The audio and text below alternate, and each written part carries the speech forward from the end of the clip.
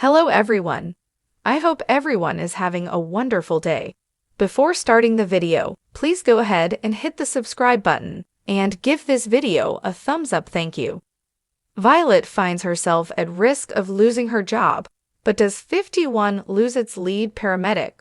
Could 51 be about to lose yet another member of its team? That was the question on the minds of fans as they watched the 4th episode of Chicago Fire Season 13. Through the Skin, which saw Violet at risk of losing her job after she took drastic measures to save an unborn baby. Early in the episode, we see Violet and Novak responding to a call to a woman in need. When responding to a call, the victim flatlines, but their sister runs in and begs them to save the baby. Violet detects a heartbeat, but they know the only way the baby will survive is if they take drastic action, which Violet takes when she performs a C-section in the field, despite it being outside their realm of treatment as a paramedic. While the procedure is a success and Violet is able to deliver the baby successfully, when they transport the baby to Med, Violet is met with some disappointing news. Chief Robinson and Sean Turner from the State Medical Board inform her that her license is being suspended, and Chief Robinson informs her she'll be placed on desk duty until the board reviews the case. Back at 51, Chief Pascal tells Violet she'll be on desk duty, and he asked she be able to do it at 51 to help take some of the sting off of things. He tells her that EMS licensing is out of the jurisdiction of the CFD, and Violet worries they'll revoke her license. He suggests that if she must know someone in the medical world who could help force them into seeing the optics of what they're doing to her, it could go a long way. So Violet goes to meet with Goodwin over at Chicago Med.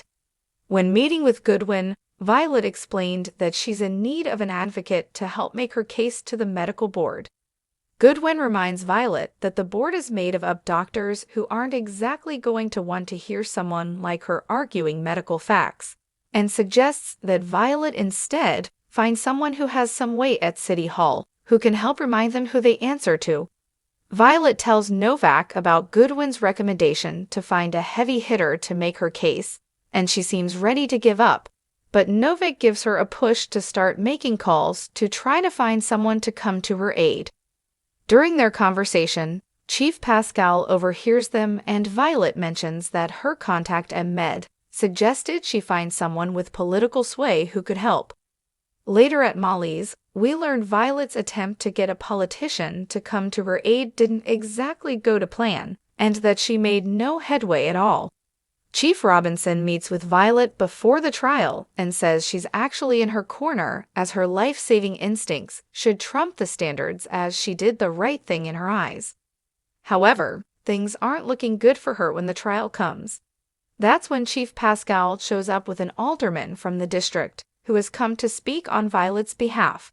So how did he pull this off? Well, it seems he called in a favor with Lieutenant Stephen Vale, who helped make it happen. That favor ultimately is what saved Violet's job, as the board decided to restore her license, allowing her to remain on the job. As Damon permanently abandons 51, Severide and Damon reconcile. Elsewhere in the episode, after Damon was put back into the floater pool and pulled from 51, he's gone radio silent on Severide, but we learn via Kid that he's landed at House 20. Kid encourages Severide to reach out to him, and he eventually drops by Damon's new firehouse in hopes of connecting with him. Instead, he meets Damon's new chief, who says he's out on a call at the moment. She then proceeds to tell Severide about how Damon's lieutenant was so impressed he offered him a full-time role at Firehouse 20. But when he asked Damon about leaving 51, he closed off, and the chief put a pin in the conversation. Severide then explains to her that 51 wasn't a good fit for Damon, as there was a lot of change with the new chief, and it simply wasn't a good place for a kid fresh out of the academy to try to find his place. Severide's recommendation was enough to sway the chief, as we later learn that Damon was offered a permanent position at the firehouse. This reveal comes when Severide goes to meet with Damon, and the two brothers seem to patch things up, as Severide reminds him that he's not going anywhere and encourages him to stop trying to live up to his family's legacy and simply be the best he can be to make a name for himself.